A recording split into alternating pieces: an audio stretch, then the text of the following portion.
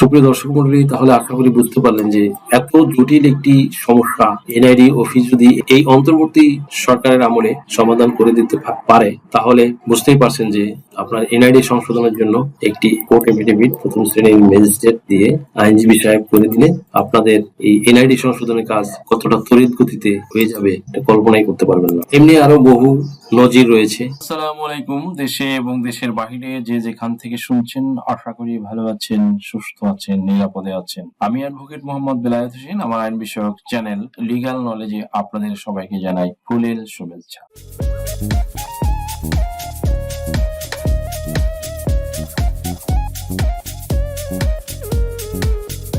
আজকে দুর্দান্ত একটি টপিক নিয়ে আপনাদের সামনে হাজির হলাম। একটি ভীষণ এনআইডি কার্ডের জটিল সমস্যা নিয়ে গত সপ্তাহে বিউটি মন্ডল নামে একজন আমাকে কল করলেন। তিনি জানালেন যে তার এনআইডি কার্ডের সংশোধনের জন্য আবেদন করেছে, বাট ইলেকশন কমিশন বাংলাদেশ থেকে তাকে একটি মেসেজ পাঠিয়েছে। সেই মেসেজটি হলো স্ক্রিনে দেখুন, যে ওনারা লিখেছেন, dear Beauty Mondal, for your card application with ID now so and so add these documents magistrate court কর্তৃক সম্পাদিত এফিডেভিটের কপি, কাজী অফিস কর্তৃক প্রদেয় লিখিতনামা বা তালাকনামা। তারা আরো লিখেছেন যে, প্রিয় বিউটি মন্ডল, এনআইডি নং এত আপনার এনআইডি সংশোধনের আবেদনের উপযুক্ততা যাচাইয়ের জন্য আরো কাগজপত্র প্রয়োজন। আগামী 10 দিনের মধ্যে চাহিত দলিলাদি জমা দিন, ইসি বাংলাদেশ। ভদ্রমহিলা টেনশনে পড়ে গেলেন এই মেসেজটি দেখে। সে কি করবেন বুঝতে পারছিলেন না। ম্যাজিস্ট্রেট কোর্ট কর্তৃক সম্পাদিত এফিডেভিটের কপি কিভাবে করতে হয় তাও তার জানা ছিল না। কাজী অফিস কর্তৃক প্রদেয় লিখিতনামা বা তালাকনামা, এসব দেখে তিনি হতবিহ্বল হয়ে গেলেন।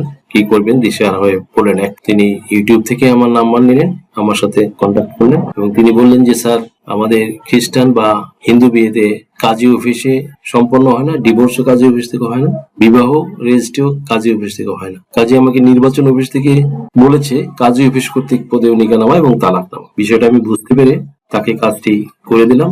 এখন আপনাদের সামনে সেই প্রসিডিউরটা নিয়ে আলোচনা করব, কিভাবে অসত্য সাধন করলাম। পরিশেষে 2-3 দিনের মধ্যে তার কাজ, সেই সব ডকুমেন্টস নিয়ে ইসি অফিসে গেলে তার কাজ সমাধান হয়ে যায় এবং তিনি আমাকে ফোন করে থ্যাঙ্কস দেন। আসলে বিষয়টা একটি জটিল ছিল এই জন্য যে বিউটি মন্ডল তিনি প্রথমে ছিলেন হিন্দু থেকে সে খ্রিস্টান হয়েছেন এবং একজন খ্রিস্টান ছেলেকে বিয়ে করেছেন। দেন তার কয়েক বছর পরে তিনি ওই ছেলেকে ডিভোর্স দেন। সেই ডিভোর্স লেটার নিয়েও গিয়েছিলেন, তাতেও কাজ হয়নি। তারা বলেছে কাজী অফিস থেকে একটি তালাকনামা নিয়ে যাওয়ার জন্য। পরিশেষে তিনি আমার কাছে আসলে আমি তাকে তার চাইত যে সংশোধনী, সেটা ছিল, বিষয়বস্তু ছিল বৈবাহিক অবস্থা। বৈবাহিক অবস্থা তিনি বিবাহিত ছিলেন, এখন তো তিনি বিবাহ বিচ্ছেদ, এই জন্য বিবাহ বিচ্ছেদ চাচ্ছিলেন। স্বামীর নাম তমাল গোমেজ জর্জ ছিল। এখন যেহেতু স্বামী নেই, তাই স্বামীর নামটি বাদ দিতে চেয়েছিলেন। অ্যাজ ওয়েল অ্যাজ স্বামীর নাম, এনআইডি কার্ডটি ছিল স্বামীর নামে, এগুলো তার এনআইডি কার্ডের ভিতরে সন্নিবেশিত ছিল। এনআইডি কার্ডটিও বাতিল করতে চেয়েছিলেন। তারপরে 4 নম্বর পয়েন্টে ছিল ধর্ম পরিবর্তন। তিনি খ্রিস্টান থেকে আবার পুনরায় হিন্দু ধর্মে স্থানান্তরিত হতে চেয়েছিলেন। এই আবেদন পত্রটি ওনারা স্থগিত করে রেখেছিলেন এবং ওনার কাছে যে রিকোয়ারমেন্ট গুলো চেয়েছিলেন, সেই এলিমেন্টস গুলো, সেগুলো পরবর্তীতে স্টেপ বাই স্টেপ আমি তৈরি করে দিয়েছিলাম। প্রথমে তাকে একটি ধর্ম পরিবর্তনের হলফনামা করিয়ে দিয়েছিলাম, অর্থাৎ খ্রিস্টান থেকে তাকে হিন্দু। গণপ্রজাতন্ত্রী বাংলাদেশ সরকার মাননীয় প্রথম শ্রেণীর ম্যাজিস্ট্রেটের আদালত ঢাকা বাংলাদেশ থেকে তার জাতীয় পরিচয়পত্রে ভুল সংশোধন সম্পর্কে একটি এফিডেভিট করে দিয়েছিলাম প্রথম শ্রেণীর ম্যাজিস্ট্রেট দিয়ে। নোটারি প্লাস আইনজীবী হিসেবে আমার স্বাক্ষর ছিল তাতে। ডিটেইল লিখে প্রথম পেজে এভাবে লিখেছিলাম তার each and everything, address, NID card number, জন্ম নিবন্ধন নাম্বার। দেন সেকেন্ড পেজে কিছু প্রসিডিউর মেনটেন করে কিছু লেখা ছিল।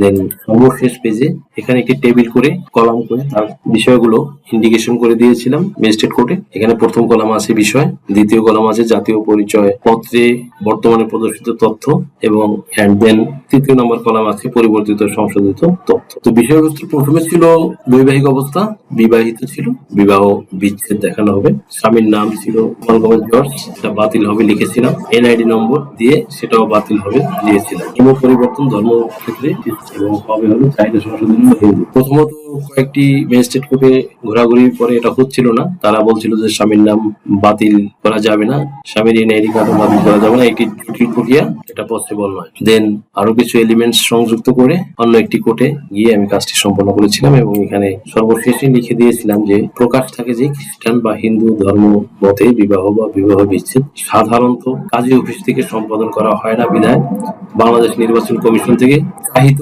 কাজী অফিস কর্তৃক প্রদেয় লিখিতনামা বা তালাকনামার হওয়ার পরিবর্তে বিবাহ বিচ্ছেদের হলফনামা প্রদান করা হইল। সত্যপাঠ অত্র হলফনামার যাবতীয় লিখিত বিবরণ আমার জ্ঞান ও বিশ্বাস মতো সত্য সঠিক জানিয়া নিজ নিজ নাম সহি স্বাক্ষর করিলাম। ইতি তারিখ বিউটি মন্ডল, ঘোষণাকারীর স্বাক্ষর। অ্যান্ড দেন আইনজীবী হিসেবে ঘোষণাকারী আমার সম্মুখে তাহার নিজ নাম সহি টিপসই করিলে আমি তাকে শনাক্ত করলাম। এখানে আইনজীবী হিসেবে আমার সিল স্বাক্ষর রয়েছে। এবং যখন উনি এসব ডকুমেন্টস নিয়ে নির্বাচন অফিসে যায় এবং নির্বাচন অফিস তাকে এই এনআইডি কার্ডটি তার সংশোধন করে যায়। সুপ্রিয় দর্শক মন্ডলী, তাহলে আশা করি বুঝতে পারলেন যে এত জটিল একটি সমস্যা এনআইডি অফিস যদি এই অন্তর্বর্তী সরকারের আমলে সমাধান করে দিতে পারে, তাহলে বুঝতেই পারছেন যে আপনার এনআইডি সংশোধনের জন্য একটি কোর্ট এফিডেভিট প্রথম শ্রেণীর ম্যাজিস্ট্রেট দিয়ে আইনজীবী সাহেব করে দিলে আপনাদের এই এনআইডি সংশোধনের কাজ কতটা তড়িৎ গতিতে হয়ে যাবে এটা কল্পনাই করতে পারবেন না। এমনি আরো বহু নজির রয়েছে। কিছুদিন আগে অস্ট্রেলিয়া থেকে এক ভাই আমার কাছ থেকে নিয়ে আবেদন করেছিলেন, সংশোধন হয়ে গিয়েছে,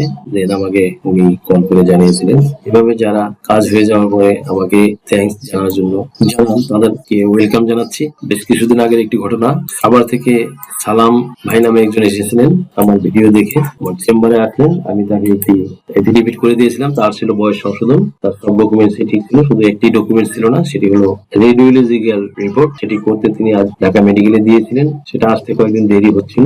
দেন উনি এর মধ্যে নির্বাচন অফিসে কল দেওয়ার পরে নির্বাচন অফিস থেকে ওনারা দেখে ঢুকে ওনাকে বললেন যে আমি আস। তখন উনি যখন আমার এই করে দেওয়া হলফনামাটি নিয়ে গেলেন, তখন নির্বাচন অফিস তার সংশোধনের কাজটি সমাধান করে দিলেন। এমন বহুত নজির রয়েছে দেশে, দেশের বাহিরে, ঢাকার বাহিরে বিভিন্ন ডিস্ট্রিক্ট থেকে। সো বুঝতেই পারছেন যে এফিডেভিট এনআইডি সংশোধনের জন্য বা কোর্ট এফিডেভিট কতটা জরুরি। আবেদন যখন করবেন বন্ধুরা, এই এফিডেভিট দিয়ে আবেদন করুন, কারণ নয়তো কালকে হবে পেন্ডিং থাকবে, খারিজ করে দিবে, কোনো লাভ হবে না আপনার। কাজেই আবেদনের আগে এই একটি ডকুমেন্টস দিয়ে আবেদন করবেন, আপনাদের এনআইডি কার্ডের সমস্যার সমাধান হয়ে যাবে ইনশাল্লাহ। সুপ্রিয় দর্শক মন্ডলী, আজকের ভিডিওটি থেকে আশা করি সামান্যতম হলেও উপকৃত হয়েছেন।